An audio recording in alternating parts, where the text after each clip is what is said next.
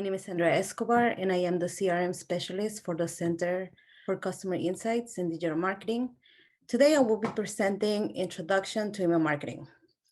So after this presentation, you will be able to articulate benefits of email marketing, explain how to develop an email marketing campaign, know the benefits of email service providers and the importance of marketing automation. You will be familiar with the best practices to avoid the spam folder and will learn how to measure effectiveness of an email marketing campaign. So first of all, what is email marketing? Email marketing is the process of targeting an audience and customers through email. It helps boost conversions and revenues by providing subscribers and customers with valuable information to help them achieve their goals. Email marketing is used to build connections through personalized engagement, keep companies and services top of mind for the moment when the prospects are ready to engage.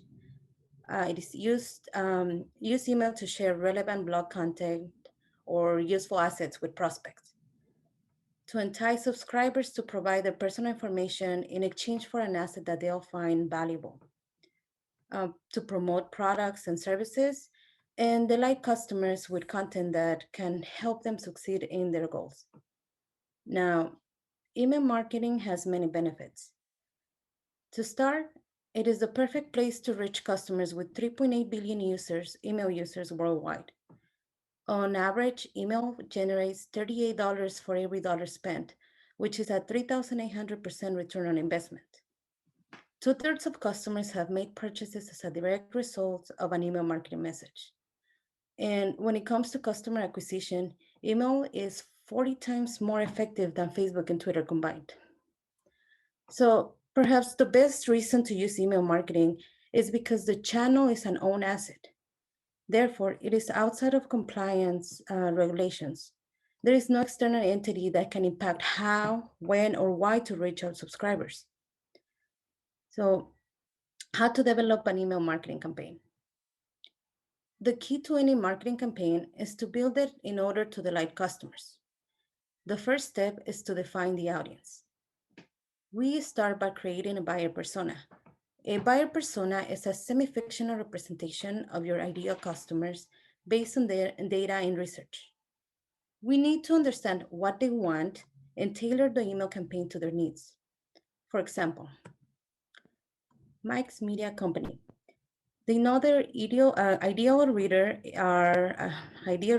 are 18 to 35-year-old males with college education. That's who they write the content for. So that's who they'll write to in their emails and who they'll develop an email strategy. Another example is Amy's Discount Store. Their audience is busy moms who want to make their household budget stretch as far as possible.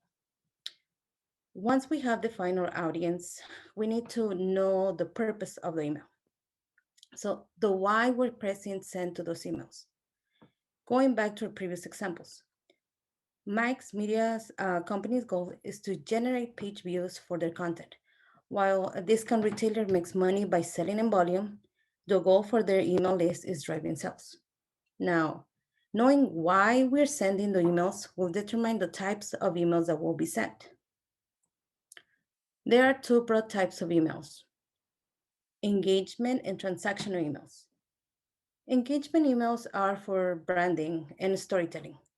Their purpose is to keep subscribers interested and engaged with the brand, even when they're not ready to buy their products or services. The goal is to, once the subscribers are ready to buy, they will already have an active relationship with the business.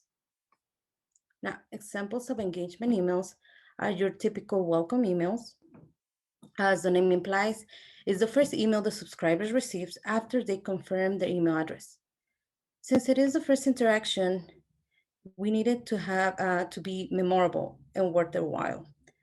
Others are tutorial and tips, digital magazines or newsletters, event invitations, and so on. So the second type of broad emails are transactional emails. They are relevant to transactions the subscribers have had with the business. And the objective is to initiate or close a sale. For example, Cart abandonment reminders. These emails are sent when a customer begins a purchase and leaves a website before completing it. Other emails are received emails, review requests, thank you emails, and welcome emails again. Interesting fact, according to a study for Experian, due to the high engagement of welcome emails, they can work as transactional emails. Therefore, it is typical for welcome emails to also offer discounts or free shipping to new subscribers. It is key to remember that only by knowing the why is the email being sent, an effective strategy can be developed, and that an effective email is a relevant email. Once we have defined our buyer persona and the objectives of the email, we need to know whom we're sending the emails. Marketers use email lists to send their emails.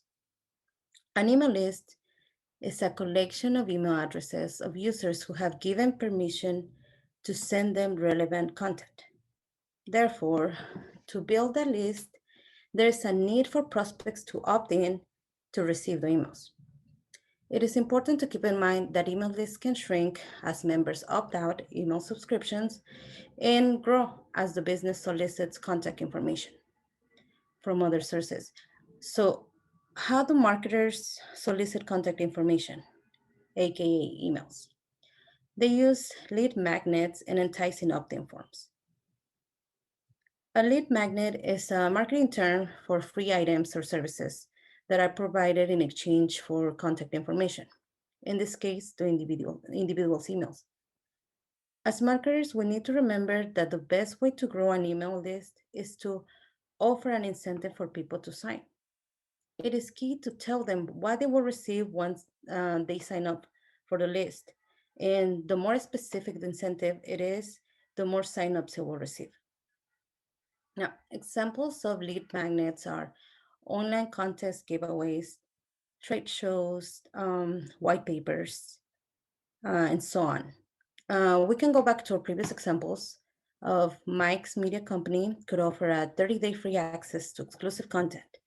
And Amy's Discount Code could offer an extra 10% off discount coupon.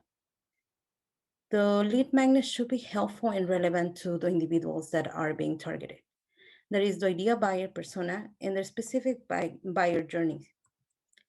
The buyer's journey is the process buyers go through to become aware of, consider and evaluate, and decide to purchase a new product or service. The journey consists of three stages. The awareness stage, where the buyer realizes they have a problem. The consideration stage, where the buyer defined the problem and is searching for options to solve it. And the decision stage, where the buyer chooses a solution. An enticing opt-in form helps marketers get prospects information to add them to a list. In a way, it's like a gate between the future leads and the content offered to them in exchange for their emails. Now, enticing opt-in forms should have an attractive design and attention-grabbing headers. The message must be relevant to the offer. It must be simple, and they should be set up for double confirmation. That is, make the subscribers verify their email address. Now, these are examples of our previous lead magnets. Mike's Media Company offering a 30-day free access to exclusive content, and Amy's Discount Store offering an extra 10% off discount coupon. As you guys can see, they have an effective, an attractive design and an attention-grabbing headers. The message is relevant to the offer, and they're simple. So once we have managed to grow our email list, we need to segment it. Email segmentation is when we break up our email list into subcategories that pertain to the subscriber's unique characteristics, interests, and preferences. The first step in segmentation is creating separate lead magnets and opt-in forms for each part of the buyer's journey. There are many ways to segment a list: by location, life cycle stages, previous engagements with the brand, job titles, just to name a few. This process is important because email segmentation and targeted email campaigns account for 58% of all email revenue. As many of you know, companies have millions of subscribers, making segmentation a hard task to accomplish. Thankfully, there is a system that can be used to make the process easier and faster. ESPs.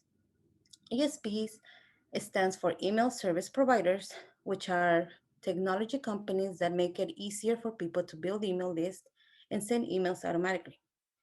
When choosing an email service provider, it is important to keep in mind how often will emails be sent to the audience?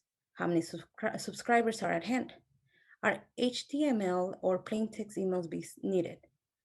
Does the service selected have good analytic tools and integration with Google Analytics? How much can business afford to spend on an email marketing service? Some of the best ESPs are Constant Contact, HubSpot, ConvertKit, Drip, Sendinblue, and MailChimp. Now, the basic functions all of ESPs should include is adding email contacts in bulk, email automation, detailed reporting, high deliverability, customer segmentation options for targeted emails, and campaign management tools. These are essentials because you want to take out as much manual work as possible to increase the return on investment of an email marketing campaign. Once a list has been segmented, the ESPs can help send a highly targeted automated email. The system can use autoresponders or workflows.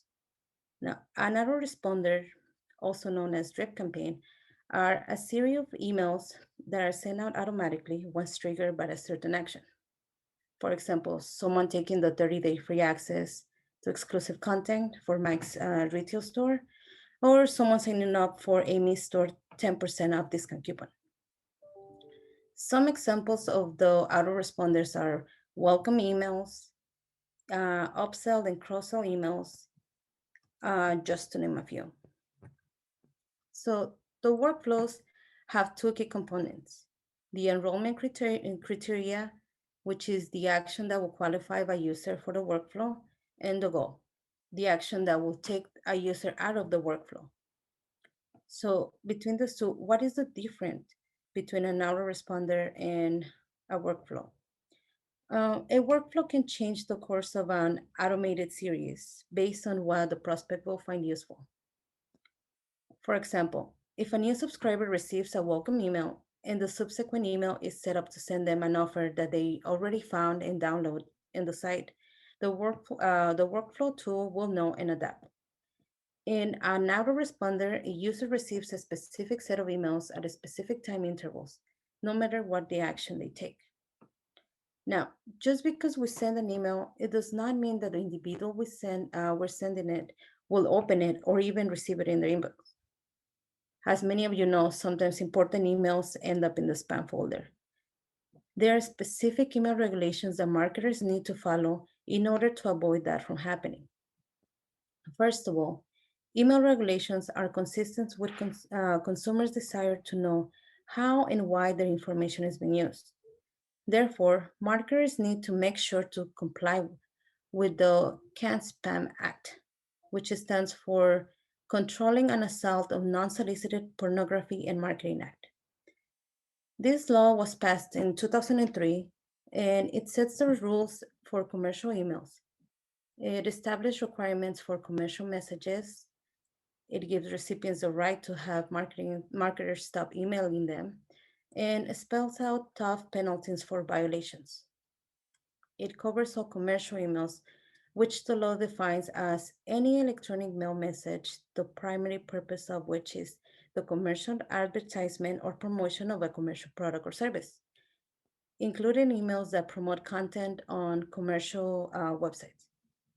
The law makes no exceptions for business to business emails. That means all emails. Okay. So while it can be costly not to comply to the requirements, there are easy ways to ensure that emails are CAN spam compliant. One, by using real email address in the from and reply fields, writing subject lines that indicate the content of the email, by including the company name and address in every email, and placing visible unsubscribe links within the emails. For those interested in the full CAN Spam Act, Compliance Guides for Business is available on the Federal Trade Commission website. We have the link in the chat box for those for your convenience.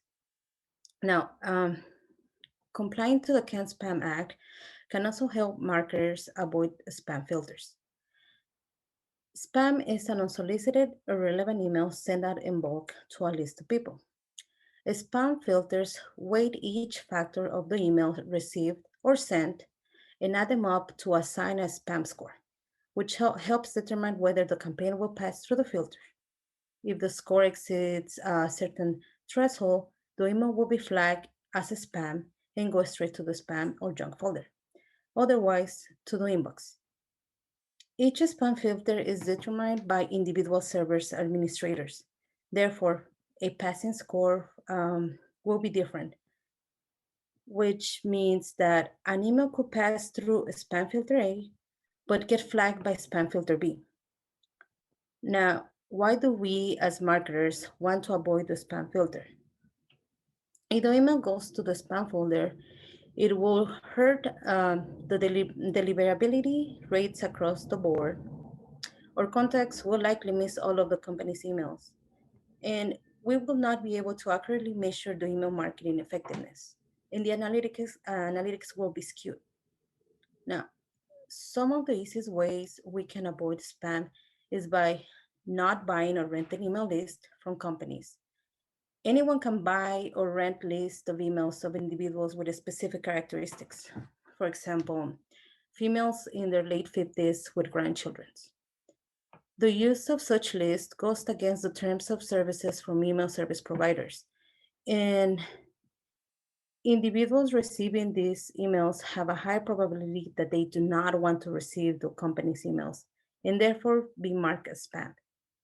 Do not assume you have permission to send your contacts emails.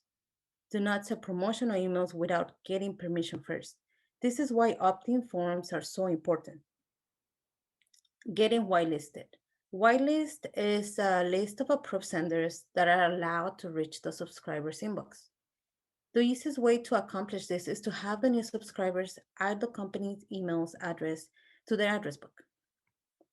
Avoid using spam trigger words in the subject line. This includes the use of all caps, exclamation points, too many exclamation points. Do not send attachments. These are just to name a few, there are several.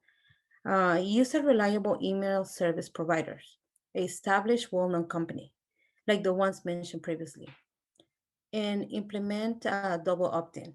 After someone opts into to the mail list, an email is sent to the address provided asking them to confirm the email. This ensures that the subscribers are genuinely interested in the emails and will be more likely to engage. Our last section is measuring success. We can measure success with email marketing analytics. The information can help make better decisions that in turn can create a positive impact on the business bottom line, resonate with subscribers, readers, and customers, and most importantly, provide a return on investment metrics. Best ways to analyze the effectiveness of an email marketing campaign is through A/B testing, setting email marketing KPIs, adjusting different email elements to improve results, and using email marketing reports. A/B testing or split testing is a way to see what type of emails perform best with your audience by analyzing the results of an email A against email B. How it works. So one variable is selected to be tested at a time. This variable could be a subject line, the call to action, and even images. Two versions of the email are created, one with and one without the variable. The emails are sent out simultaneously for a period of time. Once the results are in, they are analyzed, and only the version that performs better is kept in use. Then a new variable is tested, and the process is repeated again. Most email service providers will have A/B testing built into their software, which will make it easier to compare email results without much manual work. Now, another way to measure success is by setting key performer indicators. Some of the key metrics to pay attention when evaluating the effectiveness of an email marketing campaign are deliverability, because it measures the rate at which emails reach the intended subscriber's inbox. The open rate, it measures the percentage rate at which emails are opened. This metric is the general indicator of subject line effectiveness. The click-through rate is the percentage of people that click on the CTAs. The click-through rate can be improved by using a strong call to actions. The conversion rate is the percentage of subscribers who complete a goal action after reading the email. It indicates how effective an email marketing campaign is, and it determines the return on investment. Lastly, we have unsubscribes. This metric measures the number of people who opt out of the email list once they receive an email from the company or business. So before establishing campaign goals or KPIs, we need to gather information about the average email statistics for our industry and use them as benchmarks for our goals. As we can see, the open rate for financial services is 16%, and nonprofits has a 24% open rate. But financial services has a 5% click-through rate, while the nonprofit has a 4% click-through rate. So even though many people open nonprofit emails, only 4% follow the call to action. Another way to analyze the effectiveness of an email marketing campaign is by adjusting different email elements to improve results. For example, to improve deliverability, ensure to follow the best practices when it comes to avoiding spam filters. Remove inactive people from email lists to keep only engaged subscribers. Check which emails hard bounce and remove them from the list.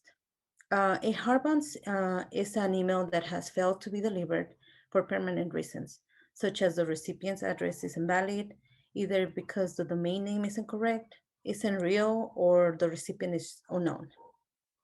To improve the open rate, play with the language in the subject line to entice people to click on the email. Adjust the time and date that the email is sent to see what works best.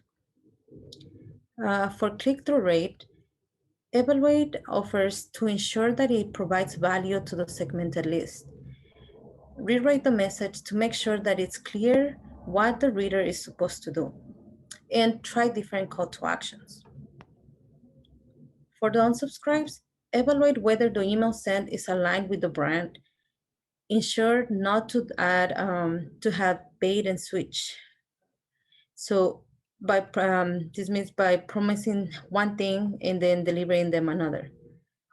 Make sure the emails are providing value to the audience before trying to upsell. Lastly, use email marketing reports. An email marketing report is a spreadsheet to record the results of the marketing campaign in one place. It helps to make inferences from the KPIs and take action to improve them. The report should include metrics such as the total number of emails sent, numbers of emails delivered, deliverability rate, bounce rate, the open rate, click-through rate, and unsubscribe. It should also include data, including the subject line, the length of the email, the offer, the call to action, and the list segment. It is key to emphasize that email marketing takes time and is about testing. If you would like to learn more about email marketing, there are different online resources you can use for free, such as Hotspot Academy. They offer free online training for inbound marketing, sales, and customer services. They specialize in comprehensive certifications and they use bite-sized interactive lessons to teach. Another company is Sending Blue. They offer an email marketing certification which can be completed in 4 hours. And the certification consists of 63 videos and 8 quizzes. Now, for a recap, you should be able to articulate benefits of email marketing, explain how to develop an email marketing campaign, know the benefits of email service providers and the importance of marketing automation, be familiar with the best practices to avoid the spam folder, and know how to measure effectiveness of an email marketing campaign. These are my references, and thank you for attending. Please follow the center on social media and subscribe to our YouTube channel. Now we are open for questions.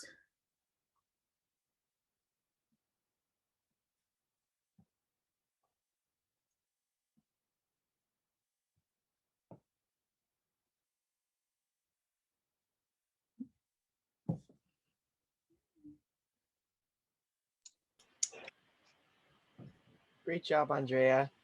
I really enjoyed it and I learned quite a bit. Um, I didn't realize there were so many ESPs out there, actually, to be quite honest. So that was interesting to learn about. So for you, I have a question. What has been the most challenging thing learning about email marketing and how to do an effective email marketing campaign? Um, what has been the most challenging thing in creating a campaign for you? Well, for the center, because we can't really communicate with the students using the service, that's being a challenge. Um, Otherwise, the service are very specific. Whether how do you want to track what are you offering the individuals? So for us, we just want them to learn, like come to workshops like this. So I guess creating the marketing campaign specifically to students, that's being interesting. Mhm. And then I have another question actually.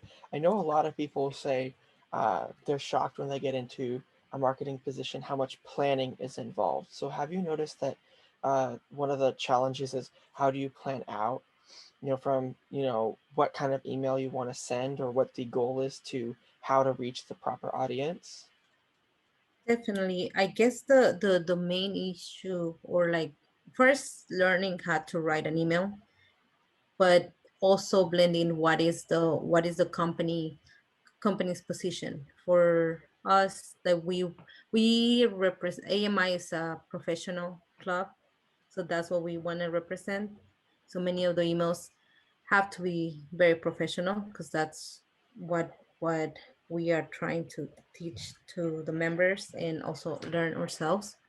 So I've been having a hard time doing that because I'm not familiar exactly how to do professional emails. So it's been a learning experience, and I think it will help me for my future endeavors. So I'm glad because of that. Excellent.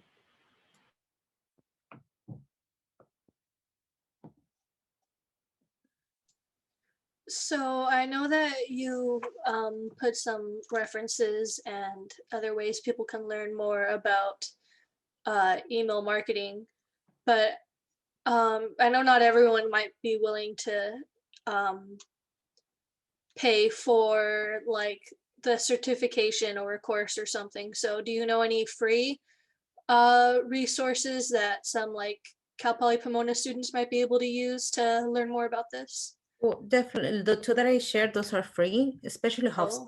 I recommend that one because it's you can create your account and just watch videos, and they provide certifications. And it's not only in email marketing; it's marketing in general, how to even social media and web page. So if you are you're interested in marketing and business, HubSpot has something for you. And the settings that they have, they're very, I guess, user friendly, because you can decide even it's like beginner stage, medium stage, or you're advanced, and they'll provide you with information with that. They have infographics with information. They have books. You can even subscribe to their newsletters. I recommend it because I do follow. I have I have subscribed to their newsletters for marketing, and they give you research that they do based on the companies that they work with, and they're very insightful, and I can bring that up in class, and it's relevant, and it's recent studies. So I if you guys feel like learning or just know about more about marketing and digital marketing, I think HubSpot is a really good resource, but there are a lot online for free.